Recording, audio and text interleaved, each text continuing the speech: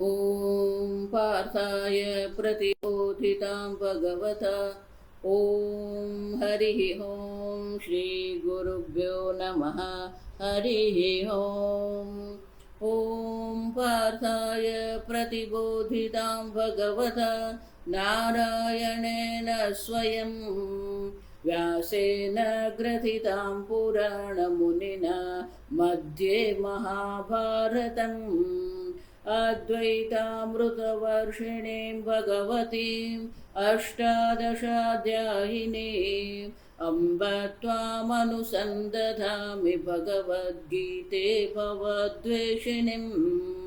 नमोऽस्तु ते व्यासविशालबुद्धे पुल्लारविन्दायतपात्रनेत्र येन त्वया भारततैलपूर्णः प्रज्वालितो ज्ञानमय प्रदीपः प्रपन्नपारिजाताय स्तोत्रवेत्रैकपाणये ज्ञानमुद्राय कृष्णाय गीतामृतदुहे नमः। सर्वोपनिषदो गावः दुग्धा गोपालनन्दनः पार्थो वत्स सुधीर्भोक्ता दुग्धं गीतामृतं महद। वसुदेवसुतं देवं कंसचाणूरमर्दनं देवकी परमानन्दं कृष्णं वन्दे जगद्गुरुम्। भीष्मद्रोण तथा जयद्रथजला गान्धारनीलोत्पला शल्यग्राहवती कृपेण वहनी कर्णेन वेलाकुला। अश्वत्थामविकर्णघोरमकरा दुर्योधनावर्तिनी सोत्तीर्णा खलु पाण्डवैरणनदी कैवर्तकः केशवः। पाराशर्यवचः सरोजममलं गीतार्थगन्धोत्कटं नानाख्यानककेसरं हरिकथा सम्बोधनाबोधितम्। लोके सज्जनषट्पदैरहरः पेपीयमानं मुदा भूयाद्भारतपङ्कजं कलिमलप्रध्वंसिना श्रेयसे। मूकं करोति वाचालं पङ्गुं लङ्घयते गिरिं यत्कृपातमहं वन्दे परमानन्दमाधवम्। यं ब्रह्मा वरुणेन्द्ररुद्रमरुतः स्तुन्वन्ति दिव्यैस्तवैः वेदैः साङ्गपदः क्रमोपनिषदैः गायन्ति यं सामगाः। ध्यानावस्थिततद्गतेन मनसा पश्यन्ति यं योगिनः यस्यान्तं न विदुःसुरासुरगणाः देवाय तस्मै नमः। ॐ सहना भवतु सहनौ भुनक्तु सह वीर्यं करवावहै तेजस्विनावधीतमस्तु मा विद्विषावहै। ॐ शान्ति शान्ति शान्तिः।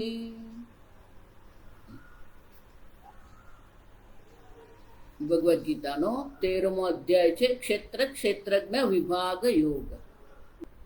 ગીતાના 3 ભાગ છે, 1 થી 6 અધ્યાય જેને આત્મતત્વની ચર્ચા કહેવામાં આવે છે। બીજા 7મા થી 12મો અધ્યાય એ બીજો ભાગ છે। બીજા ભાગમાં ભગવાન ઈશ્વર તત્વની ચર્ચા જેને તત્પદ કહેવામાં આવે। આત્મતત્વની ચર્ચા જે ત્વમ પદ છે, ત્વમપદ અને તત્પદ જે છે એને ઐક્યની જે ચર્ચા જે છે એ 13મા થી 18મા અધ્યાયમાં।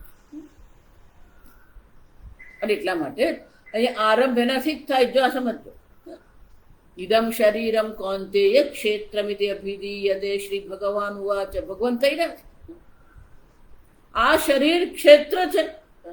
એતદ્યો વેત્તિ પ્રાહુઃ ક્ષેત્ર ઇતિ તદ્વિદઃ। એને જાણકાર જે પંડિતો જે છે એ જાણકાર પંડિતો કહે છે કે આ ક્ષેત્રને જે જાણનાર છે એ ક્ષેત્રજ્ઞ છે। પણ એ ક્ષેત્રજ્ઞ કોણ છે? ક્ષેત્રજ્ઞ બીજા અધ્યાયમાં ભગવાન કે ક્ષેત્રજ્ઞમ ચાપિમામ વિદ્ધિ સર્વ ક્ષેત્રેષુ ભારત. સર્વ ક્ષેત્રોમાં જે ક્ષેત્રજ્ઞ છે ભગવાન કે છે એ હું છું. આમ ક્ષેત્રજ્ઞ જીવ ભોગતા જેને કહેવામાં આવે એ ક્ષેત્રજ્ઞ કોણ છે? ઈશ્વર છે. ક્ષેત્રજ્ઞ અને ઈશ્વરના ઐક્યનું જે જ્ઞાન છે ભગવાન એ કહી રહ્યા છે. જો આ પણ મહાવાક્ય જ કહેવાય. ત્વમપદ આત્માનું શોધન કરે, તત્પદ ઈશ્વરનું શોધન કરવામાં આવે અને તત્પદ અને ત્વમપદના ઐક્યનું જ્ઞાન તત્વમસી તજ્જગત કારણમ ત્વમ અસી.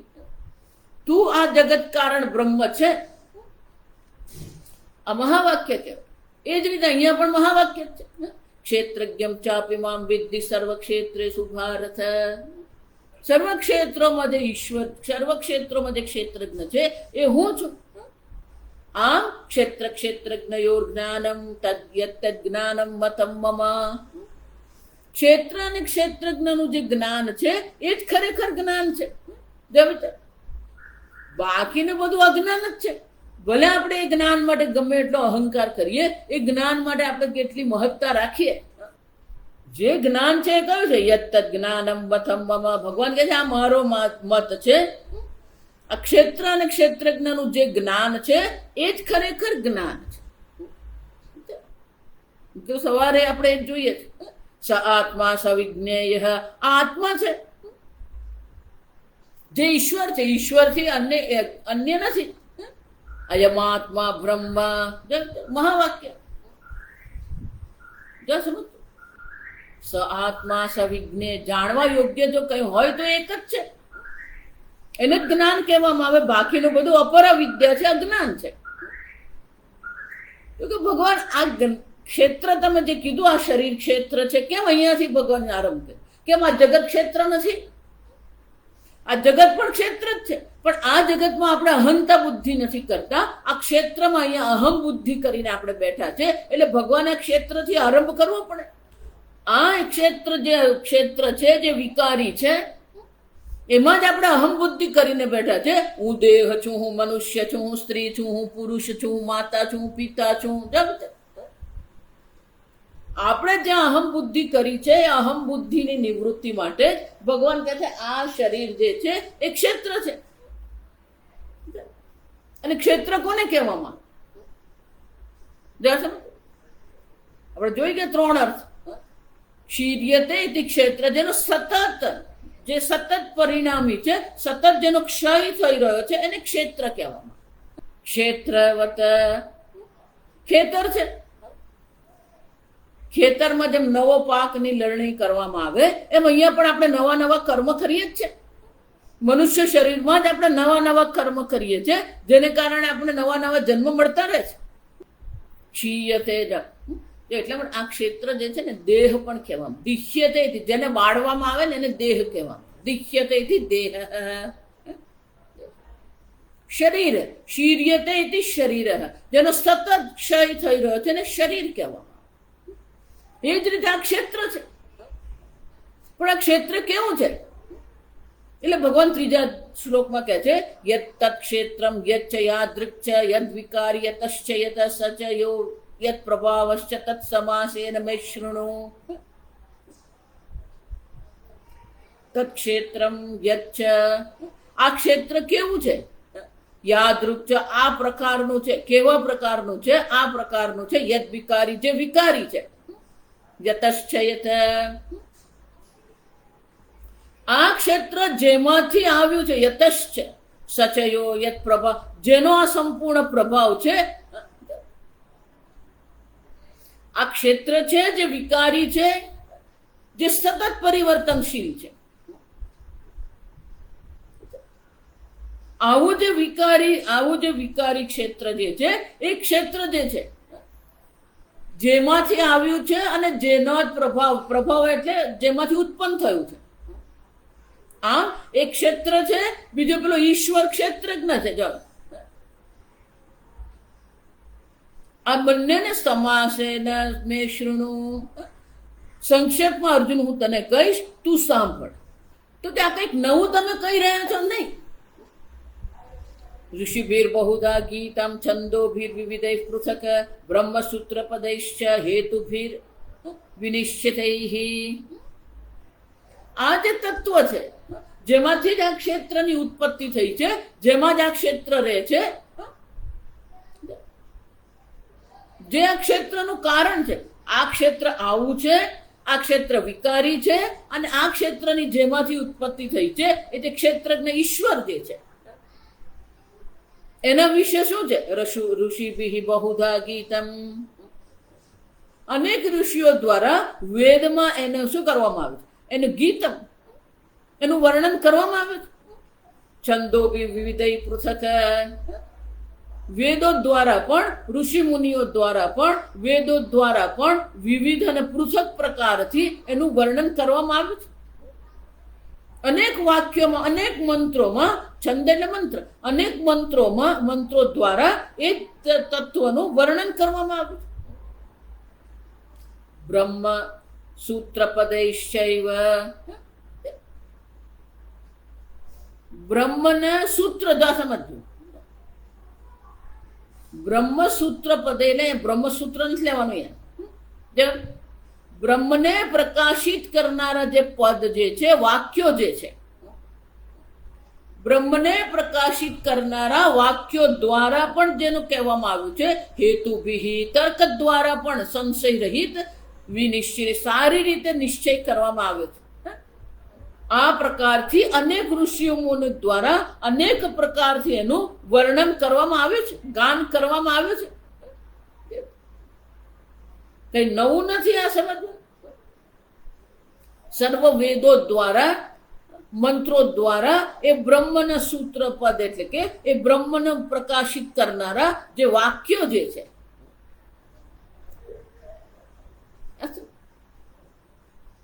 વિનિશ્ચિતૈઃ, યોગ્ય પ્રકારે આ તત્વનો નિશ્ચય કરવામાં આવ્યો છે. ઋષિઓ દ્વારા એનું વર્ણન કરવામાં આવ્યું છે. તો કે ક્ષેત્ર શું છે? માત્ર શરીર ક્ષેત્ર છે નહીં. એટલે 5મા શ્લોકમાં કહે છે મહાભૂત અહંકાર બુદ્ધિર અવ્યક્તમેવ ચ ઇન્દ્રિયાણિ દશૈખં ચ પંચચેન્દ્રિય ગોચરાઃ. મહાભૂતાની, આ જે તન્માત્ર જે 5 મહાભૂતો જે છે, અહંકાર બુદ્ધિર અવ્યક્તમેવ ચ. અહં તત્વ, બુદ્ધિ એટલે મહત તત્વ, અવ્યક્ત પ્રકૃતિ. એટલું જ નહીં, એમાંથી જે ઉત્પન્ન થયેલું જે છે 10 એકમ 11 ઇન્દ્રિયો, 5 કર્મેન્દ્રિય, 5 જ્ઞાનેન્દ્રિય અને 1 મન અંતઃકરણ. આ 11 ઇન્દ્રિયો પણ શું છે? ક્ષેત્ર છે. પંચચેન્દ્રિય ગોચર, આ 5 મહાભૂતને કારણે જે 5 વિષયો છે, શબ્દ સ્પર્શ રૂપ રસ, જે 5 ઇન્દ્રિયોના વિષયો જે છે એ પણ ક્ષેત્ર જ છે. એટલું જ નહીં, મનમાં જે પણ કોઈ ભાવો ઉત્પન્ન થાય છે, ઈચ્છા દ્વેષ સુખમ દુઃખમ,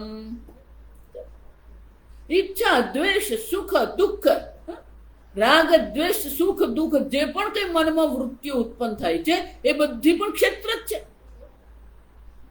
સંગાત, આ શરીર જે છે, અનેક અંગ ઉપાંગનું બનેલું જે આ શરીર જે છે, આ સ્થૂળ શરીર પણ શું છે? ક્ષેત્ર છે. સૂક્ષ્મ શરીર પણ ક્ષેત્ર છે. 10 ઇન્દ્રિય, મન, સુખ દુઃખ, મનની વૃત્તિઓ, આ બધી વસ્તુ ક્ષેત્ર છે. ચેતના ધૃતિ, આ શરીરમાં જે ચેતના અભિવ્યક્ત થઈ રહી છે, જે ચેતનતા આપણને દેખાઈ રહી છે એ પણ ક્ષેત્ર જ છે. ધૃતિ, ધૃતિ જેને કારણે આપણે શરીરને ધારણ કરીએ છીએ એ ધૃતિ પણ ક્ષેત્ર છે. એ તત્ક્ષેત્રમ સમ, ભગવાન કહે છે આ આખું વર્ણન કર્યા પછી ભગવાન શું કહે? સમાસેન. સંક્ષેપમાં અર્જુન મેં તને કહી દીધું કે આ બધા ક્ષેત્ર છે. સવિકારમ ઉદાહૃતમ, સવિકાર, આ બધા એના વિકારો છે. પંચમહાભૂતના વિકારો, આ સ્થૂળ શરીર, સૂક્ષ્મ શરીર છે, ઇન્દ્રિય છે, મન છે, બુદ્ધિ છે. પ્રકૃતિ અવ્યક્ત જે છે એના જ આ વિકારો જે છે એ વિકારો જ આ ક્ષેત્ર છે. એતક્ષેત્રમ સમાસેન ઉદાહૃતમ. પ્રકૃતિ અને પ્રકૃતિના વિકાર સહિત સંપૂર્ણ ક્ષેત્રનો મેં તને સંક્ષેપમાં દર્શાવ્યું. પણ કે આ જો ક્ષેત્ર અને ક્ષેત્રજ્ઞ જે છે એનું જે જ્ઞાન પ્રાપ્ત કરવું હોય, કોઈ પણ જ્ઞાન પ્રાપ્ત કરવું હોય તો અધિકારીત્વની જરૂર પડે. કોલેજમાં આપણને એડમિશન જોઈતું હોય, પ્રવેશ કરવો હોય તો શું કરવું પડે? પેલું ક્વોલિફિકેશન જોવું પડે. યોગ્યતા લાયકાત આપણામાં છે કે નહીં? આ જે ક્ષેત્રજ્ઞ જે ઈશ્વર છે, ક્ષેત્રજ્ઞ ઈશ્વરના ઐક્યનું જ્ઞાન જેને પ્રાપ્ત કરવું છે એના કેવા કેવા ગુણો, સદગુણો હોવા જોઈએ એનું ભગવાન અહીંયા વર્ણન કરે છે. અમાનિત્વમ, અદંભિત્વમ, અહિંસા, ક્ષાંતિરાર્જવમ. અમાનિત્વ, અન્ય પાસે કોઈ માનની અપેક્ષા નથી. સ્વામીજી એવું કહેતા, કોઈની પાસે માનની અપેક્ષા નહીં રાખો. તમારું જીવન, તમારી જીવન શૈલી જેવી હોય કે સામેવાળો સામેથી જ તમને સન્માન કરે. Don't demand the respect, you earn the respect. આપણું વર્તન, આપણું જીવન એવું હોવું જોઈએ, આપણી જીવન શૈલી એવી હોવી જોઈએ કે સામેવાળાને આપણા માટે સન્માન જાગે. You earn the respect. જેના મનમાં અન્ય પાસે માનની કોઈ અપેક્ષા નથી. અમાનિત્વમ, અદંભિત્વમ. લોકોને જાત જાતનો દંભ એટલે શું? જે છે જ નહીં, જાત જાતનો લોકો બતાવતા ફરે. જે ગુણ આપણામાં નથી એ ગુણ આપણે બતાવવાનો પ્રયત્ન કરે, દંભ કહેવામાં.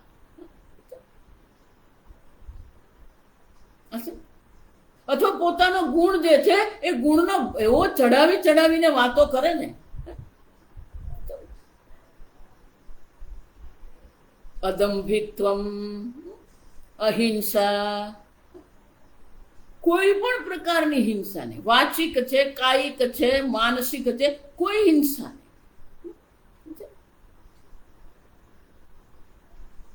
પ્રત્યેક ભોગ હિંસા. ઓછામાં ઓછા ભોગ સાથે આપણે જીવન જીવીએ, ઓછામાં ઓછી જરૂરિયાત સાથે આપણે જીવન જીવીએ.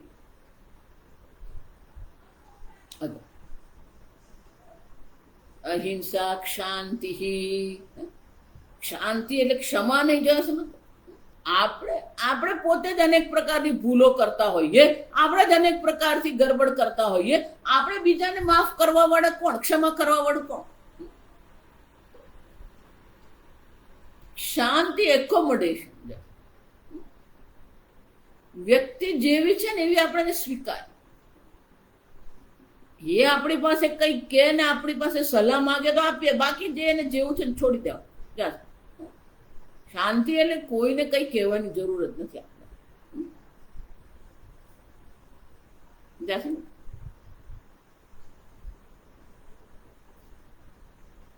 શાંતિ પણ એક આવી જાય તો આપણા મનમાં અનેક પ્રકારની શાંતિ આવી જાય. અન્યને બદલવાની શા માટે આપણે ઈચ્છા રાખીએ? અથવા તો અન્યએ આવું કરવું જોઈએ એવું શા માટે આપણે વિચારીએ? કોણે શું કરવું, શું નહીં કરવું, જો આ વિચાર આપણા હાથમાં જ નથી. આગળ આવશે સ્વભાવ, વસ્તુ, પ્રવર્તન. બધા પોતાના સ્વભાવ પ્રમાણે જ ચાલે.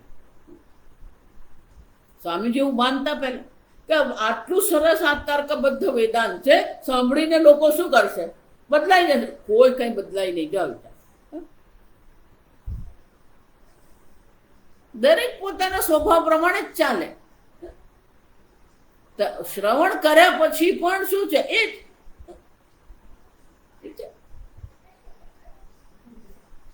શાંતિ. અને એટલે માટે શું કરવું પડે? જે જેવું છે આપણે સ્વીકારી લઈએ, એમાં કોઈ આપણે કોઈ પરિવર્તનની અપેક્ષા નહીં રાખી.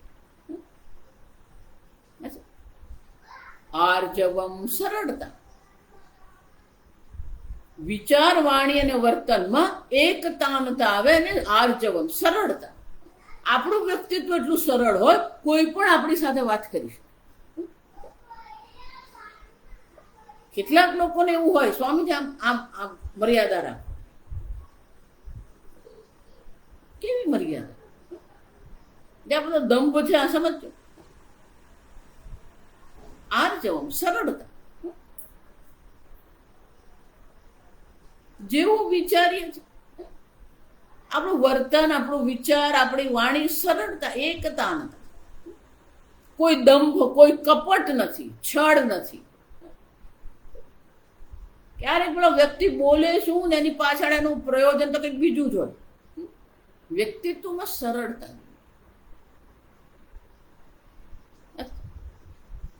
આજકાલ જે ચાલી રહ્યું છે, આર્જવતા, લોકોમાં સરળતા છે જ નહીં. એટલો બધો દંભ જે નથી એ બતાવી રહ્યો છે, અને જે થોડું ઘણું છે એને એટલું અનેક કરીને બતાવે ને આપણને. શા માટે? કોઈ દંભ નહીં, કોઈ માનની અપેક્ષા નહીં, સરળતા. વેદાંત જો સમજો, આ બધા ક્ષેત્ર જેને ભગવાન બતાવી ગયા, રાગ, દ્વેષ, સુખ, દુઃખ, મન, બુદ્ધિ, આવી છે. આ બધું ક્ષેત્ર છે. એ ક્ષેત્રને આધારે તો તમે તમારી વ્યક્તિત્વને અભિવ્યક્ત કરવાનો પ્રયત્ન કરો તો એ તો પછી શું થઈ ગયું? અજ્ઞાન જ થઈ ગયું.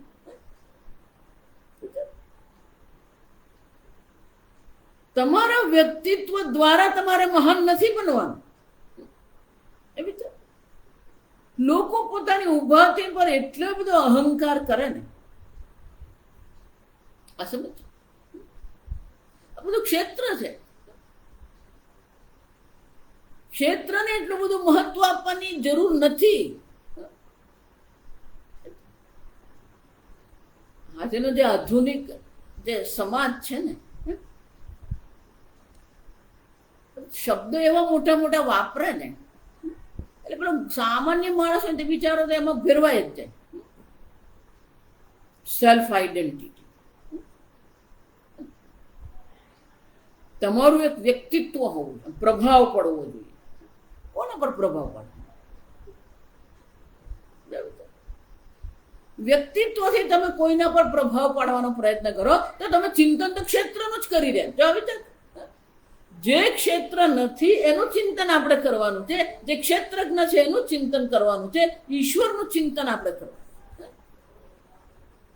એને બધા આપણે ક્યાં અટવાયેલા છે? આ ક્ષેત્રમાં જ અટવાયેલા છે. વ્યક્તિત્વને સતત એક ક્ષેત્રનું ચિંતન કરે. આર્જવ, આચાર્યોપાસનમ, જો બહુ મહત્વનું છે. 3 પ્રકારથી આપણે જ્ઞાન પ્રાપ્ત કરી શકીએ. એક ધનથી પ્રાપ્ત કરી શકીએ. ધનેન અધમાહ, અધમ લોકો છે ધન દ્વારા વિદ્યા પ્રાપ્ત કરે છે. વિદ્યા વિદ્યા, મારી પાસે એક વિદ્યા છે, તમારી પાસે એક વિદ્યા છે. મારી વિદ્યા હું તમને આપું, તમારી વિદ્યા તમે મને શીખવું. મધ્યમાહ, ઉત્તમ કયું છે? આચાર્યોપાસનમ, આચાર્યની સેવા કરીએ, ઉપાસના કરીએ, એમની પાસે રહીને એમની પાસે શાસ્ત્ર અધ્યયન કરીએ, એમની સેવા કરીએ. આજે કોને સેવા કરવી છે? કોઈ નહીં. સામે પેલો શિષ્ય સેવા માંગે, જો સમજો. સ્વામીજી હંમેશા કહેતા કે સેવા કરવાને બદલે એ અપેક્ષા રાખે કે સ્વામીજી મારા માટે આટલું આટલું કરે, એટલે ત્યારે સ્વામીજી માટે કરવાને, સ્વામીજી તારા માટે નહીં કરે. ઉલટી ગંગા કહેવાય. આચાર્ય ઉપરને આપણે આચાર્યની એવી એક વ્યવસ્થા કરી આપીએ જેને કારણે શાસ્ત્ર અધ્યયન કરી શકે અને શાસ્ત્ર અધ્યયન કરાવી શકે. એક એવું વાતાવરણ બનાવી, એક એવી વ્યવસ્થા કરી આપે જ્યાં એ મુક્તપણે શાસ્ત્ર અધ્યયન કરાવી શકે. ઉપાસના કરવી એટલે પગ દબાવવા નહીં. સેવા કરવી એટલે શું છે? એમના જીવનની બધી જરૂરિયાતો આપણે પૂરી પાડીએ. આચાર્યને આપણે આ વ્યવહારિક બાબતોથી મુક્ત રાખીશું તો પછી આપણે શાસ્ત્ર અધ્યયન કરાવી શકીએ. આચાર્યોપાસનમ શૌચમ બાહ્ય આંતરિક. બાહ્ય શૌચ એટલે કે સ્વચ્છતા. તમે જ્યાં રહો છો એ સ્થાન સ્વચ્છ છે કે નહીં?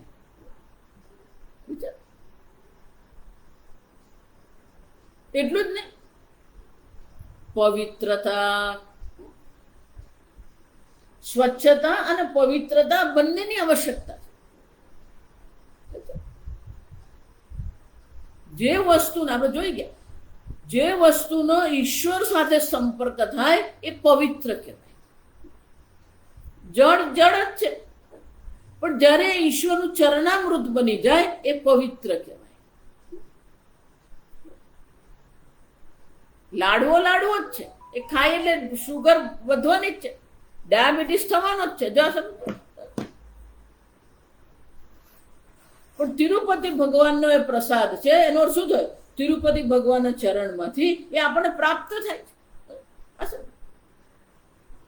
ઈશ્વર પાસેથી જે પણ કંઈ પ્રાપ્ત થાય એ બધાને આપણે શું કહીએ? પવિત્રતા. જો બંનેની જરૂર છે, સમજો. સ્વચ્છતાની પણ જરૂર છે, પવિત્રતાનું. આપણું સ્થાન પણ પવિત્ર હોવું, આપણા વસ્ત્ર પણ સ્વચ્છ પવિત્ર. યમરાજા કહે છે આ બ્રહ્મ જ્ઞાન કોને થાય? સદા શુચિ.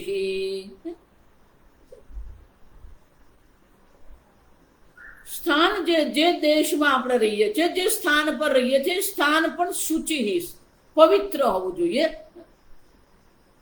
સ્વચ્છ અને પવિત્ર હોવું. શરીર પણ સ્વચ્છ પવિત્ર હોવું જોઈએ, આપણા વસ્ત્રો પણ સ્વચ્છ હોવા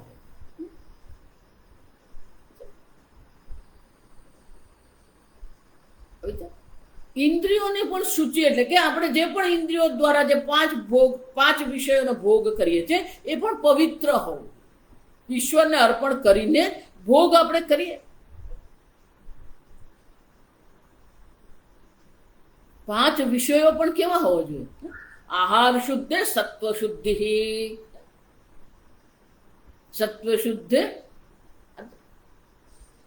ધ્રુવા સ્મૃતિ. શાસ્ત્ર શ્રવણ કરીએ પણ એ કેમ ટકતું નથી? આ બધું જોઈએ. શૌચમ,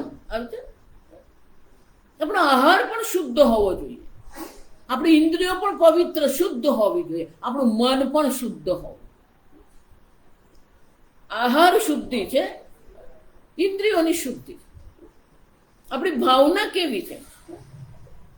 સદભાવના હોવી જોઈએ, આપણી બુદ્ધિ સદવિચાર હોવા જોઈએ. સર્વત્ર એ સૂચિની અપેક્ષા છે. સમજ? આપણા કર્મ પણ સત્કર્મ, સદભાવ, સદવિચાર. સદા શુચિ. આપણું જીવન જ પવિત્ર હોવું જોઈએ. શૌચ, સ્થૈર્યમાત્મ વિનિગ્રહ, સ્થિરતા. આપણી બુદ્ધિમાં, આપણા વિચારમાં સ્થિરતા હોવી જોઈએ, ભટકતા નહીં રહેવાનું. અનેક વિષયોમાં ભટકવાની આપણને આદત છે, અનેક પ્રકારથી તર્ક વિતર્ક કરવાની આપણને આદત છે, છોડી દેવાનું. એક વિષયમાં જ આપણે એકાગ્ર બનીએ. ઘણા લોકોને આદત એક વિષય પર પેલો બીજો વિષય, પણ એક વિષય પર તો તું ટકી રહે ને. સ્થૈર્ય, બુદ્ધિમાં સ્થિરતા જોઈએ. આત્મ વિનિગ્રહ, આત્મા ને સચ્ચિદાન આત્માને આપણા પોતાના શરીર પર પણ વિનિગ્રહ. શરીર પર પણ આપણું પોતાનું નિયંત્રણ હોવું જોઈએ. ઇન્દ્રિયાર્થેષુ વૈરાગ્યમ, ઇન્દ્રિયોના વિષયો પ્રત્યે વૈરાગ્ય મનમાં હોય.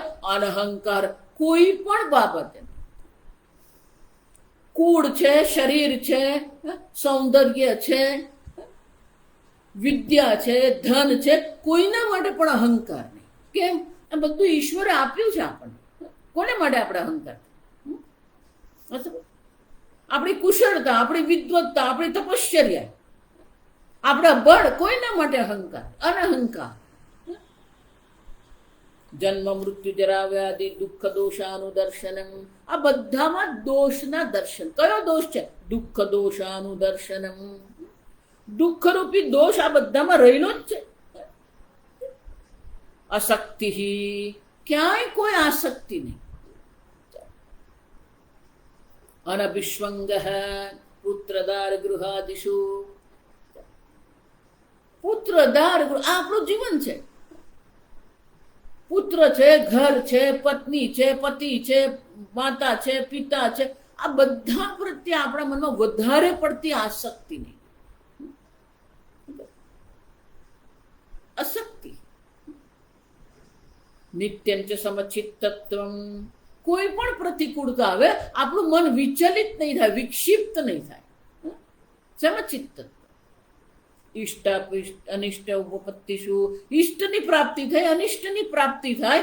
જે પણ કઈ છે, ઈચ્છનીય હોય, અનિચ્છનીય હોય, આપણા જીવનમાં જે પણ કઈ છે એના પ્રત્યે આપણા મનમાં શું હોય? સમચિત્ત. એક જ રીતે સમચિત્તત્વ છે. આ ઈશ્વરનો પ્રસાદ. ઈશ્વરના પ્રસાદ, ઈશ્વરના પ્રસાદ છે એવી બુદ્ધિ આપણે કરીએ. પ્રસાદ બુદ્ધિ દ્વારા સમચિત્ત. મયી ચાનન્ય યોગેન ભક્તિ અવ્યભિચારિણી. જો આ વારંવાર કહું, અવ્યભિચારિણી. ગમે તે જીવનમાં આવી જાય, આપણી ભક્તિમાં ક્યારેય ઓટ નહીં આવે, ખોટ નહીં થાય. ઈશ્વર પ્રત્યે આપણી ભક્તિ રહેવી જોઈએ. અનન્ય યોગેન. અનન્ય યોગ એટલે કે અનન્ય શરણ. ઈશ્વર એક જ મારું શરણ છે. અથવા તો અનન્ય ભાવ છે, એટલે કે હું અને ઈશ્વર બે છીએ જ નહીં, બંને રીતે. ઈશ્વરની સતત શરણાગતિની અનુભૂતિ કરો, ઈશ્વરને સતત સાનિધ્યની અનુભૂતિ કરો. વિવિક્ત દેશ સેવિત્વમ.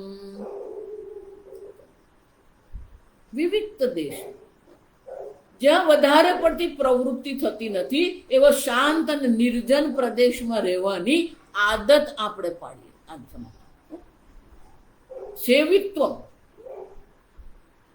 ઇનશ પ્રત્યે છે ને શીલ બતા, સ્વભાવ, વલણ. આપણે ગુજરાતી આપણે વલણ હોવું જોઈએ કે નિર્જન પ્રદેશમાં, શાંત પ્રદેશમાં રહેવાનું આપણું વલણ હોવું જોઈએ.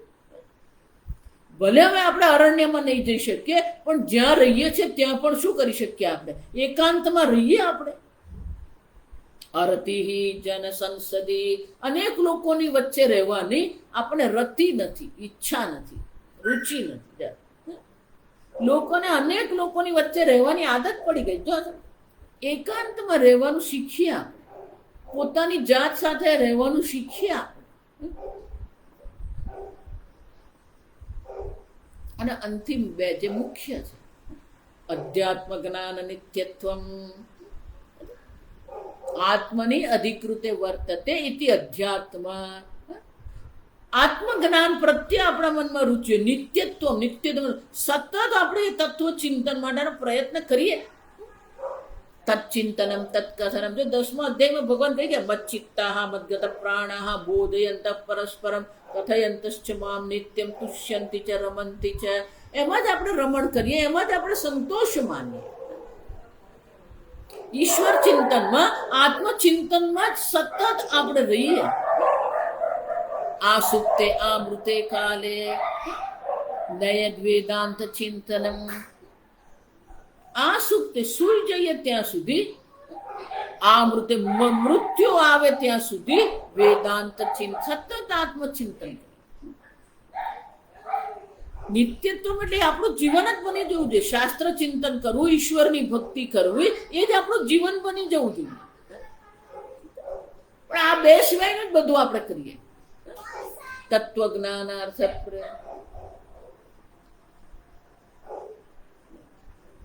તત્વજ્ઞાનમાં આપણી રુચિ હોય. જશે આ બધું શાના માટે છે? તત્વજ્ઞાનાર્થ દર્શનમ.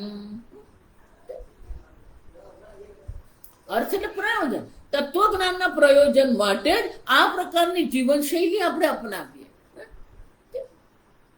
ભગવાન કહે છે એ તજ્ઞાન. આ જ જ્ઞાન છે. આનાથી અન્ય જે પણ કઈ છે એ બધું અજ્ઞાન જ છે. અમાનિત્વમ જ્ઞાન છે, માનિત્વમ અજ્ઞાન છે. અદંભિત્વમ જ્ઞાન છે, દંભિત્વ જે છે શું છે? અજ્ઞાન છે. ભગવાનમાં અનન્ય ભક્તિ ન હોવી અજ્ઞાન છે. આચાર્યની ઉપાસના ન કરવી, સેવા ન કરવી અજ્ઞાન છે. ઇન્દ્રિયો વિષયો પ્રત્યે વૈરાગ્ય ન કેળવવો અજ્ઞાન છે. લોકોની વચ્ચે રહેવાની આદત પડી ગઈ, અજ્ઞાન. આ જે પણ કીધું એનાથી જેટલું વિરુદ્ધ છે બધું શું છે? અજ્ઞાન છે. અજ્ઞાન કેમ છે? કારણ કે એ જ આપણે આત્મજ્ઞાન તરફ લઈ જાય. આત્મજ્ઞાન માટેનો છે. વિરીત આત્માની પુસ્તક છે, મૂલ્યો, આત્મજ્ઞાનનું દ્વાર. આ બધા મૂલ્યો આપણે જીવનમાં કેળવીશું તો જ આપણે બ્રહ્મ જ્ઞાન થઈ શકે. આ ક્ષેત્ર શું છે? ભગવાન આપણને કહી દીધું. મહાભૂતાની અહંકાર બુદ્ધિરવ્યક્તમેવ છે, ઇન્દ્રિયાણી દશૈકમ ચ પંચચેન્દ્રિય ગોચરાહ, ઈચ્છા દ્વેષ સુખમ દુઃખમ. આ બધું શું છે? એક ક્ષેત્ર. સંગાતશ્ચેતના ધૃતિ એત ક્ષેત્રમ સમાસે. આ ક્ષેત્ર કીધું. પણ ક્ષેત્રજ્ઞ જે છે એ ક્ષેત્રજ્ઞ શું છે? તો ભગવાન કહે છે જ્ઞેયમ યત્તત્ પ્રવક્ષ્યામિ યજ્ઞાત્વા અમૃતમ અશ્નુતે. એ ક્ષેત્રજ્ઞ જે છે, જે ક્ષેત્રજ્ઞ ઈશ્વર છે, જે જાણવા યોગ્ય છે. જ્ઞેય તો એ શું છે? જ્ઞેય બ્રહ્મ. એ બ્રહ્મ છે. પણ એ બ્રહ્મ કેવું છે? અનાદિમત પરમ ન સત્તન્ના સદુચ્યતે. એ આ બ્રહ્મના જ્ઞાનથી જ અમૃતત્વની પ્રાપ્તિ થાય, એટલે કે મોક્ષની પ્રાપ્તિ. બ્રહ્મ જ્ઞાનથી જ મોક્ષ છે, આ સમજો. અને બ્રહ્મ જ્ઞાન કેવી રીતે છે? અધ્યાત્મ જ્ઞાન નિત્યર્થમ આચાર્યોપાસનમ. વિવેક વૈરાગ્ય જેને આપણે કહીએ છીએ, સમાધિ ષટક સંપત્તિ જેને આપણે કહીએ છીએ, ભક્તિ ભગવાનની, આ બધું બહિરંગ સાધન છે. આત્માવારે શ્રોતવ્ય મંતવ્ય નિદિધ્ય આંતરંગ સાધન. એના દ્વારા આ બ્રહ્મ તત્વને આપણે જાણી શકીએ. પણ એ બ્રહ્મ તત્વ કેવું છે? અનાદિ. એનો આદિ જ નથી, એનો આરંભ નથી, એનું કારણ નથી. અનાદિમત પરમ જે અનંત છે.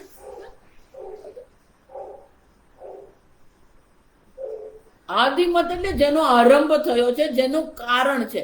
અનાદિમત એટલે કે જેનું કારણ છે, જે સર્વનું કારણ છે પણ એનું કોઈ કારણ નથી. અનાદિમત પરમ બ્રહ્મ. એ પરમ છે, અનંત છે.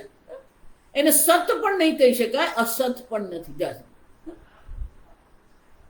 સત એટલે કાર્ય કારણથી જે પર છે. આપણે આગળ જોઈએ બધું. જેને આપણે અસ્થિ બુદ્ધિથી જાણીએ છીએ, જોઈએ આપણે અસ્થિ બુદ્ધિ પ્રત્યય, નાસ્તિ બુદ્ધિ. આ જગતમાં બે જ પ્રકારથી છે, અસ્થિ બુદ્ધિ અને નાસ્તિ બુદ્ધિ. જે અસ્થિ બુદ્ધિ નાસ્તિ બુદ્ધિથી પણ જે પર છે, અસ્થિ બુદ્ધિ પ્રત્યય જે છે એને પણ જે પ્રકાશિત કરે છે, નાસ્તિ બુદ્ધિ પ્રત્યયને પણ જે પ્રકાશિત કરનાર જે બ્રહ્મ છે, એ સત પણ નથી, અસત પણ નથી. અસત અસત બંનેને પ્રકાશિત કરનાર એ બ્રહ્મ છે.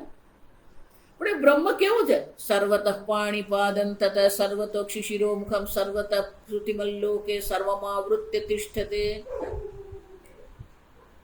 એક હાથ અને પગ એ નથી. સર્વતઃ પાણીપાદં તત, સર્વતઃ ચારે બાજુ. આ જગતમાં જેટલા હાથ અને પગ છે એ બધા બ્રહ્મના જ હાથ અને પગ છે. સર્વતોક્ષિ શિરોમુખમ. અક્ષિ, આ ઇન્દ્રિયો જે છે, ઇન્દ્રિયો પણ સર્વત્ર એની ઇન્દ્રિયો જ છે.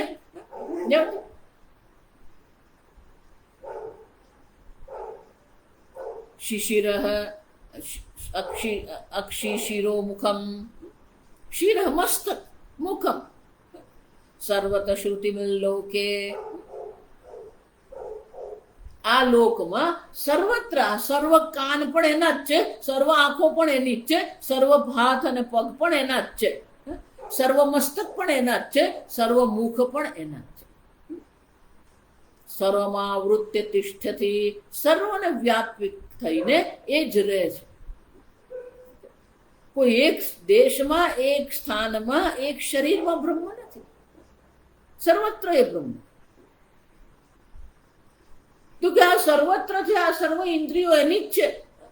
તો ઇન્દ્રિયો તો વિકારી છે, આપ જોઈ ગયા. તો એ બ્રહ્મ વિકારી છે. સર્વેન્દ્રિય ગુણાભાસમ સર્વેન્દ્રિય વિવર્જિતમ.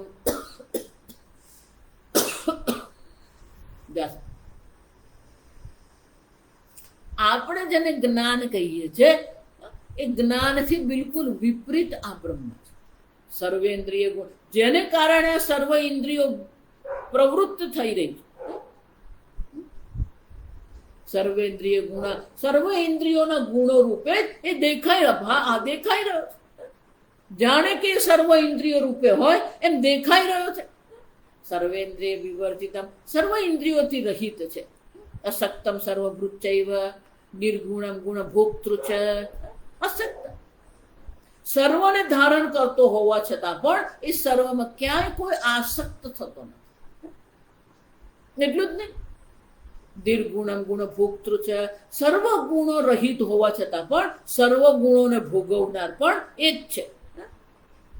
બહિરંતશ્ચ ભૂત, આમ ભૂતોમાં બહાર અંદર એ જ છે. બહાર પણ એ જ છે, અંદર પણ એ જ છે. અચરમ ચરમ એવ છે. ચર અને અચર જે ઉપાધિઓ આપણે કહીએ છીએ એ ઉપાધિ, બહાર અને અંતરને જે સીમા મર્યાદા કરનાર જે ઉપાધિ જે છે, આપણે શું માનીએ, આ ત્વચાની બહાર જે છે બહાર કહેવાય, અંદર છે ને અંદર કહીએ. તો બહાર અને અંદર છે, તો મધ્યમાં શું છે? ચરમ ચરમ અચરમ એવ છે. આ જે ઉપાધિ જેને કારણે આપણે અંદર અને બહારની મર્યાદા બનાવીને બેઠા છે, એ ઉપાધિ પણ કોણ છે? એ બ્રહ્મ છે. ઉપાધિ પણ બ્રહ્મ છે. ઉપાધિની અંદર પણ જે છે બ્રહ્મ છે. ઉપાધિની બહાર છે એ પણ બધું બ્રહ્મ જ છે. સૂક્ષ્મતા તદ વિજ્ઞેયમ. પણ કે આ બધું જ ઈશ્વર છે, આ બધું જ બ્રહ્મ માત્ર છે, તો જણાતું કેમ નથી? સૂક્ષ્મતા, સૂક્ષ્મ હોવાને કારણે, અત્યંત સૂક્ષ્મ હોવાને કારણે દુર્વિજ્ઞ અવિજ્ઞેયમ, એ જાણી શકાતું જ નથી. દૂરસ્થમ, જેને જાણતા નથી એને માટે બ્રહ્મ જાણે કે દૂર છે. શંકરાચાર્ય શું કહી ગયા? શતકોટી જન્મ, જ્યાં સુધી આ બ્રહ્મ આપણે નહીં જાણીએ છે તો અંતિકે આત્મ સ્વરૂપ છે. નથી જાણતા તો કેવું છે? દૂર છે. તો અવિજ્ઞ કેમ છે? પ્રાકૃત, જે પ્રાકૃત જન છે, જેની બુદ્ધિ સ્થૂળ જગતમાં જ અટવાતી ફરે. પ્રાકૃત જન માટે ખૂબ દૂર છે. કેમ? નથી શાસ્ત્રના સંસ્કાર, નથી ભક્તિના સંસ્કાર, નથી કોઈ પ્રકારથી સંસ્કાર જન, અસંસ્કૃત છે. પ્રાકૃત જન છે, અસંસ્કૃત છે. જગતની દ્રષ્ટિએ કદાચ એ લોકો બહુ મહાન હશે, પણ તત્વની દ્રષ્ટિએ બધા કેવા છે? પ્રાકૃત છે, અસંસ્કૃત છે. જેને આ શાસ્ત્રના સંસ્કાર જેને નથી, ભક્તિના સંસ્કાર નથી, આવા સંસ્કાર રહિત છે, એમને માટે તો બહુ દૂરની વાત છે. પણ જેણે એને જાણી લીધો છે, એ આત્મ સ્વરૂપે જાણે છે, એ સૌથી સમીપ પણ એ જ છે. જે જાણે છે એને માટે આત્મ સ્વરૂપ છે, જે જાણતો નથી એને માટે એ દૂર છે. જયારે આ વેદાંતનો આરંભ કરે ભણાવવાનો મેં, તો જયારે આ બધા શબ્દ પ્રયોગ હું કરું તો લોકોને એવું લાગે કે આ સ્વામીજી શું બોલી રહ્યા? સ્વામીજી આ ચૈતન્ય ચૈતન્ય કરો, ચૈતન્ય શું? પોતે જ ચૈતન્ય સ્વરૂપ છે. જો વિચારી જુઓ. નહીં એમ નહીં, પણ એ ચૈતન્ય એટલે શું? દૂરસ્થમ અવિભક્તમ ભૂતેષુ વિભક્તમિવ ચ સ્થિતમ. સર્વભૂતમ અવિભક્ત છે. જેમ આકાશ જે છે, ભલે આપણને એમ લાગે આ મઠાકાશ છે, આ ઘટાકાશ છે, આ મોટો આકાશ છે, નહીં. આકાશ કોઈ પણ પ્રકારે વિભાજિત થતો નથી. એમાં બ્રહ્મ, આકાશનું પણ જે કારણ બ્રહ્મ જે છે એ પણ કોઈ પણ રીતે વિભાજિત નથી, અવિભક્ત. છતાં પણ શું છે? વિભક્તમ ઇવ ચ સ્થિતમ ભૂતેષુ, સર્વભૂતોમાં જાણે કે વિભાજિત થઈને બેઠો છે. અહીંયા એક ક્ષેત્રજ્ઞ છે, અહીંયા એક ક્ષેત્રજ્ઞ છે, અહીંયા એક ક્ષેત્રજ્ઞ છે. ભૂત ભર્તૃ તજ્ઞેયમ, સંપૂર્ણ ભૂતોને ભરણ પોષણ કરનાર છે, ધારણ કરનાર છે. ગ્રસિષ્ણુ, સર્વનો સંહાર કરનાર છે. પ્રભવ વિષ્ણુ, સર્વની ઉત્પત્તિ જેમાંથી થઈ. આમ સંપૂર્ણ જગતની ઉત્પત્તિ, સ્થિતિ અને સંહારનું જે કારણ છે તજ્ઞેયમ, એ જ્ઞેય બ્રહ્મ છે. જ્ઞેય બ્રહ્મ જે છે, જો 12મા શ્લોકથી આ સમજો. 17મા શ્લોક ભગવાન આ બ્રહ્મ તત્વનું વર્ણન કરે છે. જ્ઞેય બ્રહ્મ છે એટલે કે આપણા જીવનનું લક્ષ્ય એ બ્રહ્મ જ છે. સંપૂર્ણ જગતનું એ નિમિત્ત કારણ પણ એ જ છે, ઉપાદાન કારણ પણ એ જ છે. સર્વમાં જાણે કે વિભક્ત થઈને રહ્યો છે, પણ સ્વયં અવિભક્ત છે. સર્વ ઇન્દ્રિયોના ગુણારૂપ, સર્વ ઇન્દ્રિયના ગુણ રૂપે અભિવ્યક્ત થઈ રહ્યો છે, સર્વ ઇન્દ્રિય રહિત. જ્યોતિષામ આપી, તો કે આ બ્રહ્મ બ્રહ્મ તમે કરો છો તો એ તો જડ છે કે નહીં? જડ નથી. કે જ્યોતિષામ આપી તજ્જ્યોતિ, સર્વ જ્યોતિઓ આ જગતમાં જેને આપણે જ્યોતિ કહીએ છીએ, સૂર્ય, ચંદ્ર, તારા, ગ્રહ, નક્ષત્ર, અગ્નિ, વિદ્યુત, સર્વ જ્યોતિષ, સર્વ જ્યોતિઓ જે છે, સ્વપ્રકાશ પદાર્થો આ જગતમાં જેટલા છે, એની પણ જે જ્યોતિ છે એ બ્રહ્મ છે. તમસઃ પરમુચ્યતે, અંધકારથી પર છે. અંધકાર એટલે અજ્ઞાન. જ્ઞાન અને અજ્ઞાન બંનેને પ્રકાશિત કરનાર, જ્ઞાન અને અજ્ઞાનથી પર એ બ્રહ્મ છે. જ્ઞાનમ જ્ઞેયમ જ્ઞાનગમ્યમ, જ્ઞેય પણ એક બ્રહ્મ છે, જ્ઞાન પણ એક બ્રહ્મ છે. જ્ઞાન દ્વારા જે જાણવા યોગ્ય છે એ પણ બ્રહ્મ જ છે. હૃદય સર્વસ્ય વિષ્ઠિતમ, સર્વના હૃદયમાં આત્મ સ્વરૂપે એ બ્રહ્મ રહેલું, બહાર નથી શોધવાનું, એ બ્રહ્મ. સત્યમ જ્ઞાનમ અનંતમ બ્રહ્મ યો વેદ નિહિતમ ગુહાયામ પરમે વ્યોમની, તમારા જ હૃદય આકાશમાં એ જ અહમ અહંતયા સ્ફુરતિરુત સ્વયં, તમારા જ હૃદય આકાશમાં એ આત્મા સ્વરૂપે વિલસી જ રહ્યો છે. સર્વભૂતોના હૃદયમાં એક અદ્વિતીય બ્રહ્મ જ વિલસી રહ્યું છે. એટલે ભગવાન હવે કહે છે આ પ્રકારથી અર્જુન, ઇતિ ક્ષેત્રમ તથા જ્ઞાનમ જ્ઞેયમ ચ ઉક્તમ સમાસતઃ, ક્ષેત્ર શું છે મેં તને કહી દીધું, જ્ઞાન અમાનિત્વ આદિ જે જ્ઞાન છે એ પણ મેં તને કહી દીધું, જ્ઞેય બ્રહ્મ છે એ પણ મેં તને સમજાવી દીધું. મદ્ભક્ત એતદ વિજ્ઞાય મદ્ભાવાયોપપદ્યતે, જે મારો ભક્ત છે, જે અનન્ય ભક્તિ મારી કરી રહ્યો છે, એને આ મારા ભાવની પ્રાપ્તિ અવશ્ય થાય. કેવી રીતે? એ તદ વિજ્ઞાય, ભક્તિ દ્વારા જ એ ભગવાનને આપણે જાણી શકીએ. આ બ્રહ્મને જાણીને જ મારો ભક્ત મારા ભાવને પ્રાપ્ત કરે છે. એનો શું થયો? એ મારા ભાવને પ્રાપ્ત કરે છે એટલે કે મારા સ્વરૂપે પોતાને ઓળખી લે છે. હવે ભગવાન નવો વિષય ચાલે. 7મા અધ્યાયમાં ભગવાને કીધું મારી 2 પ્રકારની પ્રકૃતિ છે. ભૂમિરાપો નલો વાયુ ખમ મનો બુદ્ધિરેવ ચ અહંકાર ઇતિ મે પ્રકૃતિરષ્ટધા ભિન્ન અપરા ઇતિ. અમારી અષ્ટધા પ્રકૃતિ છે, અપરા પ્રકૃતિ છે. બીજી છે જીવભૂતામ પરા પ્રકૃતિ, બીજી ચૈતન્ય સ્વરૂપ મારી પરા પ્રકૃતિ છે. તો પ્રકૃતિ શું છે? તો ભગવાન હવે પોતે જ કહે છે પ્રકૃતિ પુરુષમ ચૈવ વિદ્ધિ અનાદિ ઉભોવપી વિકારાંશ ગુણાંશ ચૈવ વિદ્ધિ પ્રકૃતિ સંભવાન. પ્રકૃતિ અને પુરુષ બંને કેવા છે? અનાદિ છે. પણ એ બંને કેવા છે? વિકારાંશ ગુણાંશ ચૈવ. આ જગતમાં જેટલા વિકારો છે, આ જગતમાં જેટલા ગુણ છે, સર્વ વિકાર અને ગુણ આ પ્રકૃતિથી જ ઉત્પન્ન થયા. તો આ પ્રકૃતિ જે કાર્યકરણ કર્તૃત્વ માટે આ પ્રકૃતિ શું છે? કાર્ય એટલે સ્થૂળ શરીર, કરણ એટલે સૂક્ષ્મ શરીર, કર્તૃત્વ.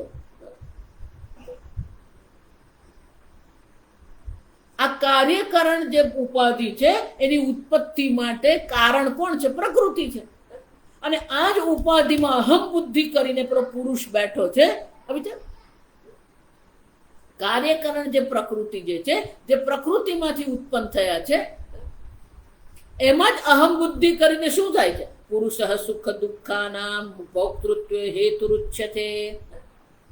કાર્યકરણ ઉપાધિ છે, એમાં અહમ બુદ્ધિ કરીને બેઠો છે અને સુખી દુઃખી થતો રહે છે. એ ભોગતો જે છે. કાર્યકરણ કર્તૃત્વ જે છે એમાં જે કારણ જે છે કોણ છે? પ્રકૃતિ છે. અને ભોક્તૃત્વ જે છે એ ભોક્તૃત્વ માટે કારણ આ પુરુષ છે. કેમ? કારણ કે કાર્યકરણમાં અહમ ભાવ કરીને બેઠો છે અને એમાં જે સુખ દુઃખ જે છે એમાં એ ભોગતા બનીને બેઠો છે. ભોક્તૃત્વ નામ ઉપલબ્ધૃત્વ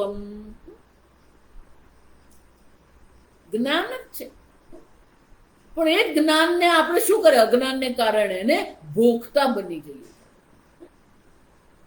પુરુષ પ્રકૃષ્ટો હિ ભૂંગતે પ્રકૃતિ જાન ગુણાકાર. આ પુરુષ જ શું કરે છે?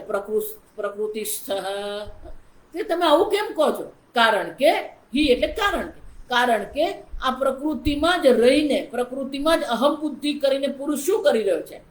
પ્રકૃતિથી ઉત્પન્ન બધા ગુણોને એ ભોગવી રહ્યો છે. જ્યાં સુધી આ અહમ બુદ્ધિ કરીને આપણે બેઠા છે ત્યાં સુધી આ બધો ભોગ પણ થતો જ રહેવાનો. કારણ ગુણ સંગસ્ય સદસદ્યોની જન્મસુ. એને જ કારણે શું થાય છે? આ અનેક પ્રકારના ગુણમાં એ આસક્તિ કરીને બેઠો છે. અનેક પ્રકારના ગુણ, અનેક પ્રકારની ઉપાધિ, અનેક પ્રકારના ભોગમાં એ આસક્તિ કરીને બેઠો છે. અને એ જ આસક્તિ શું થાય છે? કારણમ સદસદ્યોની જન્મસુ. ઉર્ધ્વ યોની અધો યોની માટેનું એક કારણ બની જાય છે. અને ઉર્ધ્વ યોની ને અધો યોની માત્ર નહીં, મધ્ય યોની માટે પણ એ જ કારણ છે. આ પ્રકૃતિમાં એ અહમ બુદ્ધિ કરીને બેઠો છે. પ્રકૃતિમાં અહમ બુદ્ધિ કરીને એ ભોગતા બની ગયો છે અને ભોગતા તરીકે અનેક પ્રકારના કર્મ ઉત્પન્ન કરતો રહે છે. અનેક પ્રકારના કર્મફળ એ ભોગવતો રહે છે અને એ કર્મફળ ભોગવવા માટે અનેક પ્રકારની યોનિઓમાં એનો જન્મ થતો રહે છે. પણ ખરેખર એ પુરુષનું સ્વરૂપ શું છે? કાર્યકરણ કર્મમાં એ અહમ ભાવ કરીને બેઠો છે અને એને કારણે ભોગતા બની ગયો અને એને કારણે એને અનેક જન્મ થતા રહે છે. એક અને બે નથી, અનેક જન્મ છે. પણ એ પુરુષનું સ્વરૂપ શું છે ખરેખર? એટલે ભગવાન એક શ્લોકમાં ફરીથી એ પુરુષનું સ્વરૂપ દર્શાવે છે. ઉપદ્રષ્ટાનુમંતા જ ભર્તા ભોક્તા મહેશ્વર. ઉપદ્રષ્ટા, ઉપસામીપ્ય સ્થિત્વ દ્રષ્ટા દૃષ્ટત્વાદ. બધાની નજીક રહીને બધાને જોતો જ રહે છે. પણ સ્વયં કેવો છે? અસંગ છે. કોઈની સાથે પણ આસક્ત થતો. અનુમંતા, બધાને શું કરે? અનુમંતા, બધાને જે પરવાનગી આપી રહ્યો. મનમાં જે વિચારો ઉઠે એને પણ એ પ્રકાશિત કરે. સાત્વિક વૃત્તિ છે મનમાં, રાજસિક વૃત્તિ છે, તામસિક વૃત્તિ છે, જે પણ કોઈ વૃત્તિ મનમાં ઉઠે છે એ બધાને શું કરે છે? અસંગ બનીને સર્વને પ્રકાશિત કરે છે. મન છે, મનનું કારણ પણ ચૈતન્ય સ્વરૂપ આત્મા છે. મનમાં ઉત્પન્ન થતી વૃત્તિઓ પણ એ ચૈતન્ય સ્વરૂપ પુરુષને કારણે છે. પણ પુરુષ એમાં ક્યાંય કોઈ ખટપટ કરતો નથી. અનુમોદન સર્વ. પેલો ક્રોધ કરી રહ્યો છે, મનમાં ક્રોધ ઉત્પન્ન થઈ રહ્યો છે, ક્રોધને પણ એ પ્રકાશિત કરે, અનુમોદન કરે. જો એટલા માટે તમને કહું કે તમે જો એમ માનતા હોય કે હું આમ બેસી જાઉં ને મને જ્ઞાન થઈ જાય, શક્ય જ નથી. કે તમે એ પુરુષ છો, જ્ઞાન અને અજ્ઞાન બંનેને પ્રકાશિત કરનાર તમે છો. ભરતા ભોગતા મહેશ્વર. સર્વને ભરતા, સર્વને ધારણ કરનાર. વૃત્તિનો પ્રકાશક પણ એ પુરુષ છે, વૃત્તિને ધારણ કરનાર પણ એ. વૃત્તિનો અધિષ્ઠાન પણ એ જ પુરુષ છે, વૃત્તિનો પ્રકાશક સાક્ષી પણ એ જ પુરુષ છે. ભોગતા સર્વને જાણવા વાળો ભોગવનારો પણ એ જ છે. મહેશ્વર મહાન છે, અસવ ઈશ્વર છે, એ મહાન ઈશ્વર છે. પરમાત્મા ઇતિ અપિયુક્ત, જેને પરમાત્મા એટલે કે અનંત આત્મા એવું કહેવામાં, પણ કે પુરુષ છે ક્યાં? દેહેસ્મિન પુરુષ પર, એ પર અનંત પુરુષ જે છે આ જ દેહમાં ઉપલબ્ધ છે. જેને પરમાત્મા કહેવામાં આવે છે એ જ પરમાત્મા આ જ દેહમાં ઉપદ્રષ્ટા, હનુમંતા, ભર્તા, ભોગતા, મહેશ્વર સ્વરૂપે અભિવ્યક્ત થઈ જ રહે છે. આ જે પુરુષ આ પ્રકારથી જે અભિવ્યક્ત થઈ રહ્યો છે એ પુરુષને જે જાણે છે, ય એવમ વેત્તિ પુરુષમ પ્રકૃતિમ ગુણૈઃ, જે આ પ્રકારથી ઉપદ્રષ્ટા અનુબંધતા રૂપે ઈશ્વરને જે ઓળખે છે અને સર્વ ગુણ સહિત જે પ્રકૃતિને ઓળખે છે, સર્વથા વર્તમાનોપી ન સભૂયો વિજાયતે, એકવાર આ પ્રકૃતિથી ભિન્ન અસંગ પરમાત્માને જે જાણી લે છે, પછી કોઈ પણ પ્રકારથી વર્તન કરે, એટલે કે કોઈ પણ પ્રકારની એ પ્રવૃત્તિ, સર્વ પ્રવૃત્તિઓ કરવા છતાં પણ એનો ફરીથી જન્મ થતો નથી. જ્યાં સુધી પેલું અહમ બુદ્ધિ કરીને બેઠા છે, અહંતા મમતા છે, કર્તૃત્વ ભોક્તૃત્વ છે, ત્યાં સુધી જન્મ મરણ છે. પણ એકવાર પોતાને અકર્તા અભોગતા આત્મા જાણી લીધો પછી એનો ફરીથી જન્મ થતો નથી. આગળ શું કહેવામાં આવ્યું? આ ભોગતા પુરુષ જ્યારે ભોગતા બની જાય છે, પ્રકૃતિમાં પ્રકૃતિસ્થ, પ્રકૃતિમાં અહમ બુદ્ધિ કરીને જ્યારે એ ભોગતા બનીને બેસે છે, સદસદ યોનિ જન્મસુ, અનેક પ્રકારની યોનિમાં એનો જન્મ થતો રહે છે. પણ જ્યારે એ જ પુરુષ પોતાના સ્વરૂપને ઉપદ્રષ્ટા, અનુબંધતા, ભર્તા, ભોગતા, મહેશ્વર પરમાત્મા ઇતિ ચાયુક્ત આ પ્રકારથી પોતાને જ્યારે ઓળખી લે છે તો પછી એને ફરીથી જન્મ થતો નથી. એનો અર્થ થયો કે આ બ્રહ્મ જ્ઞાનથી જ મોક્ષની પ્રાપ્તિ. પણ કે આ બ્રહ્મ જ્ઞાન જે છે એ બ્રહ્મ જ્ઞાન પ્રાપ્ત કરવા માટેના ઉપાય ભગવાન અહીંયા દર્શાવી રહ્યા છે. ધ્યાનેનાત્મનિ પશ્યંતિ કેચિદાત્મનાત્માનં. કેટલાક લોકોને જીવનમાં મહત્વ કોનું છે? ધ્યાનનું મહત્વ છે. ધ્યાનેનાત્મનિ વિંદતિ કેચિદાત્માનમાત્મના, પોતે જ પોતાના દ્વારા પોતાના ચિંતનથી, ધ્યાનથી જ પોતાના આત્માના એ દર્શન કરે. અન્ય સાંખ્યેન યોગેન, સાંખ્ય એટલે જ્ઞાન યોગ, સમજો, સાંખ્ય એટલે સંન્યાસ. કેટલાક આ જ્ઞાન યોગ દ્વારા, કેટલાક યોગ દ્વારા કર્મયોગેન ચ પરે, કેટલાક લોકો કર્મયોગ દ્વારા અંતઃકરણ શુદ્ધિની પ્રાપ્તિ કરે છે. અંતઃકરણ સત્વ શુદ્ધિ દ્વારા એકવાર અંતઃકરણ શુદ્ધિ થઈ ગઈ, તમારું મન પ્રસન્ન છે, શાંત છે, જ્ઞાન તત્કાળ છે. અન્ય તુ અવજાનંત શ્રુત્વા અન્યભ્ય ઉપાસતે, કેટલાક લોકો એવા છે કે જે લોકો આ પ્રકારથી જાણી શકતા નથી, તો શું કરે છે? જે આચાર્ય એમને જે પ્રકારનો ઉપદેશ કરે છે એ જ પ્રકારે એ લોકો અનુષ્ઠાન કરે. પોતાની બુદ્ધિ એ લોકો વધારે પડતી વાપરી શકે એમ નથી, તો શું કરે છે?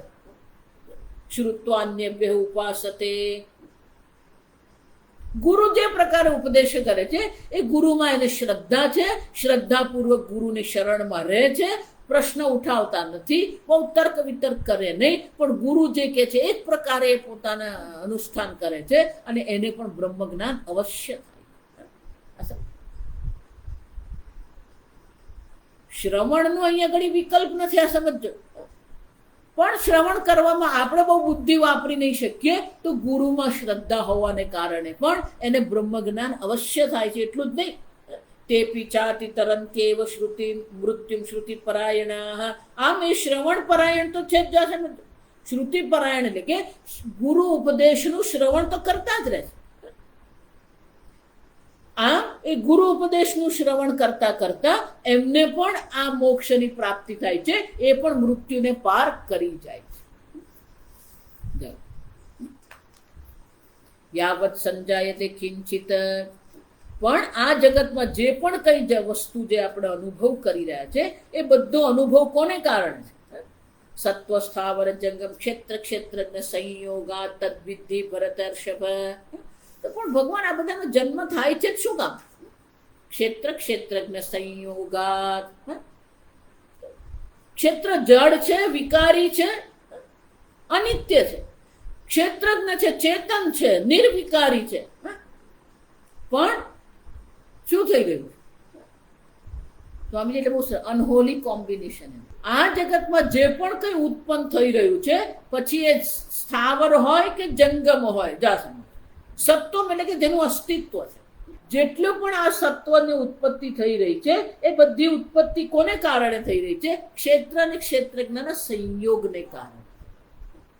આ જેટલા પણ જન્મ થઈ રહ્યા છે, જન્મનું કારણ શું છે? ક્ષેત્ર અને ક્ષેત્રજ્ઞમાં અવિવેક થઈ ગયો છે, અને એને કારણે આ જન્મ થાય છે. પણ જ્યારે વિવેક કરવામાં આવે તો વિવેકને કારણે ક્ષેત્ર અને ક્ષેત્રજ્ઞનો જ્યારે વિવેક કરવામાં આવે તો પછી એમાંથી મુક્તિ મળી શકે. એટલે ભગવાન કહે છે સમમ સર્વેષુ ભૂતેષુ તિષ્ઠંતમ પરમેશ્વરમ વિનશ્યત્સુ અવિનશ્યંતમ ય પશ્યતિ સ પશ્યતિ.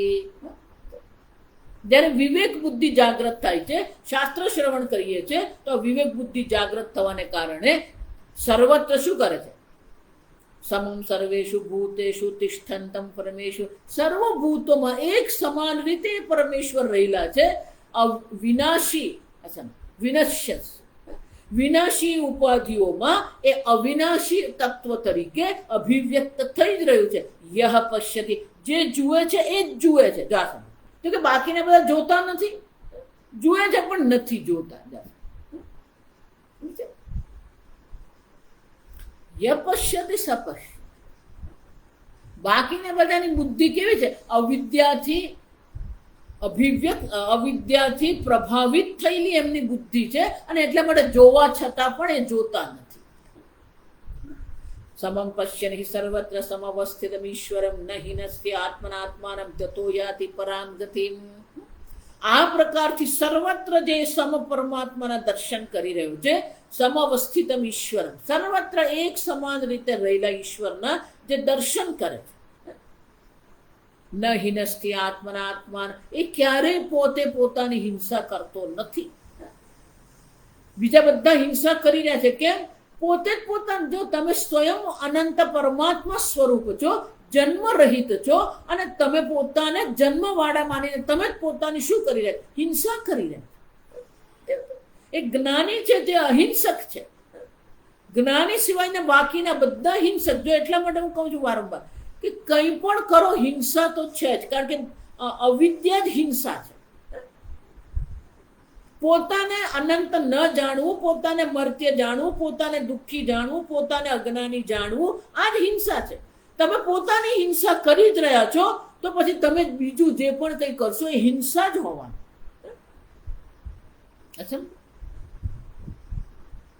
અને આ પ્રકારથી જે જાણે છે તતો યાતિ પરામ ગતિમ, એને પરાગતિ મોક્ષની પ્રાપ્તિ અવશ્ય થાય છે.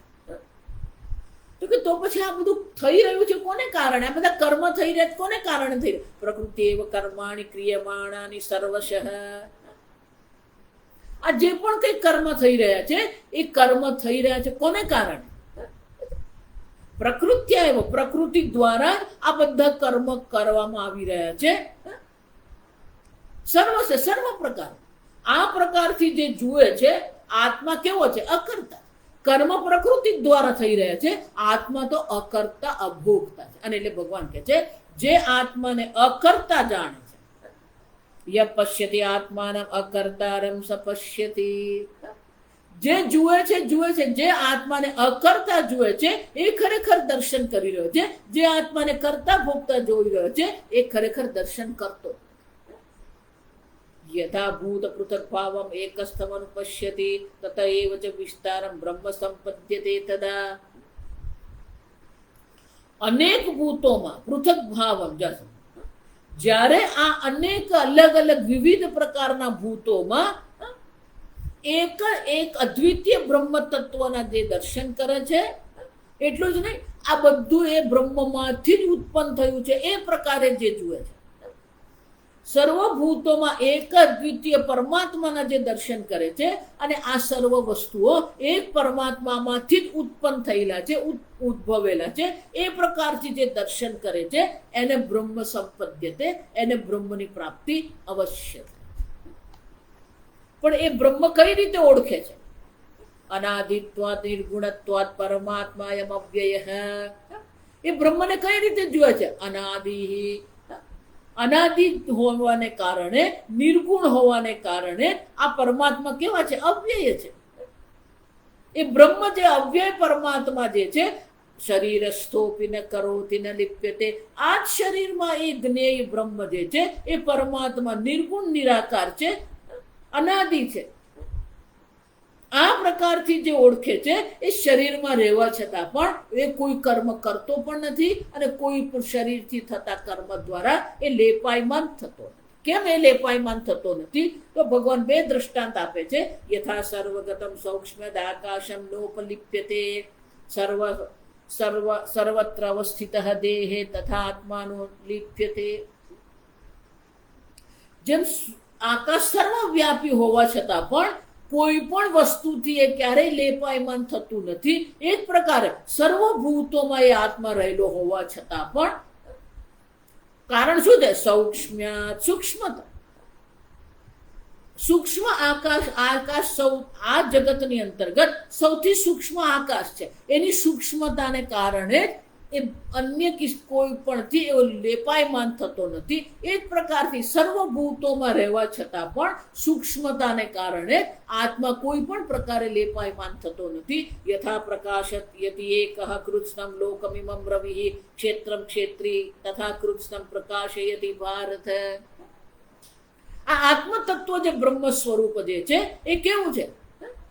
ક્ષેત્ર ક્ષેત્રી તથા કૃષ્ણ. ક્ષેત્ર ક્ષેત્રી સર્વને એક સમાન રીતે પ્રકાશિત કરે છે. જેવી રીતે આ લોકમાં એક જ રવિ છે, એક જ સૂર્ય છે, એ સંપૂર્ણ જગતને પ્રકાશિત કરતો હોવા છતાં પણ કોઈ પણ પ્રકારથી એ પ્રકાશિત જગતથી લેપાયમાન થતો નથી. તે જ રીતે સર્વભૂતોમાં એક જ આત્મા રહેલો છે. એ સર્વને પ્રકાશિત કરતો હોવા છતાં પણ એ નિર્વિકારી ચૈતન્ય સ્વરૂપ આત્મા. સર્વભૂતોમાં રહેવા છતાં પણ એ સર્વનો પ્રકાશક હોવા છતાં પણ એ ક્યારેય કોઈથી લેપાયમાન થતો. આમ એ એક અદ્વિતીય છે, સૂક્ષ્મ છે અને સર્વને પ્રકાશિત કરનાર નિર્વિકારી ચૈતન્ય સ્વરૂપ આત્મા હોવાને કારણે એ સર્વભૂતોમાં રહેવા છતાં પણ, સર્વ કર્મ થતા હોવા છતાં પણ ન કરોતિ ન લિપ્યતે, એ કોઈ કર્મ કરતો નથી, અકર્તા છે, એ ક્યારેય લેપાયમાન થતો. ક્ષેત્ર ક્ષેત્રજ્ઞ યો એવમ અંતરમ જ્ઞાન ચક્ષુષા ભૂત પ્રકૃતિ મોક્ષમ ચ તે વિદુર્યાંતિ તે પરમ. ભગવાન છેલ્લે કહે છે, અર્જુન આ પ્રકારથી ક્ષેત્ર અને ક્ષેત્રજ્ઞયો એવમ અંતરમ જ્ઞાન ચક્ષુષા, જ્ઞાન ચક્ષુ દ્વારા જે ક્ષેત્ર અને ક્ષેત્ર વચ્ચેની જે અંતર એટલે કે ભેદ ભિન્નતા જે જુએ છે, એટલું જ નહીં, ભૂત પ્રકૃતિ મોક્ષમ ચ, આ ભૂત પ્રકૃતિ એટલે કે આ પ્રકૃતિમાંથી અહમ બુદ્ધિની જેણે નિવૃત્તિ કરી દીધી છે, એનાથી મુક્ત છે. શરીરમાં રહેવા છતાં પણ એ શરીરથી મુક્ત છે. ઇન્દ્રિયોના ગુણોથી દેખાય, ઇન્દ્રિયોના ગુણો વાળો દેખાવા છતાં પણ એક સર્વ ઇન્દ્રિયોથી રહિત છે. ભૂતાનામ પ્રકૃતિ, આ ભૂતોની જે પ્રકૃતિ છે એ પ્રકૃતિથી પણ એ મુક્ત છે. ક્યારે પ્રકૃતિ એને સ્પર્શી શકે એમ છે જ. યે વિદુઃ યાન્તિ તે પરમ. આ પ્રકારથી જે આત્માને બ્રહ્મ સ્વરૂપ જાણી લે છે, ઉપદ્રષ્ટાનુમંત, જો ભગવાન અનેક પ્રકારે કહી કે આ બધા તમારા સ્વરૂપ છે. આ પ્રકારથી જે બ્રહ્મને જાણે છે એને અવશ્ય મોક્ષની પ્રાપ્તિ થાય છે, પરાગતિની પ્રાપ્તિ થાય છે. આ થયો 13મો અધ્યાય. કાલથી આપણે 14મા અધ્યાયનો આરંભ કરીશું. ઓમ સ્વસ્તિ પ્રજાભ્યઃ પરિપાલયન્તામ ન્યાયેન માર્ગેણ મહિં મહીષાઃ ગોબ્રાહ્મણેભ્યઃ શુભમસ્તુ નિત્યં લોકા સમસ્તા સુખિનો ભવન્તુ કાલે વર્ષતુ પર્જન્યઃ પૃથ્વી સસ્યશાલિની દેશોऽયં ક્ષોભરહિતઃ ब्राह्मणाः सन्तु निर्भयाः। ॐ सर्वेषां स्वस्तिर्भवतु, सर्वेषां शान्तिर्भवतु, सर्वेषां पूर्णं भवतु, सर्वेषां मङ्गलं भवतु, सर्वे भवन्तु सुखिनः, सर्वे सन्तु निरामयाः, सर्वे भद्राणि पश्यन्तु, मा कश्चित् दुःखभाग् भवेत्। असतो मा सद्गमय, तमसो मा ज्योतिर्गमय, मृत्योर्मा अमृतङ्गमय। ॐ पूर्णमदः पूर्णमिदं पूर्णात् पूर्णमुदच्यते, पूर्णस्य पूर्णमादाय पूर्णमेवावशिष्यते। ॐ शान्ति शान्ति शान्तिः। हरिः ॐ श्रीगुरुभ्यो नमः। हरिः ॐ।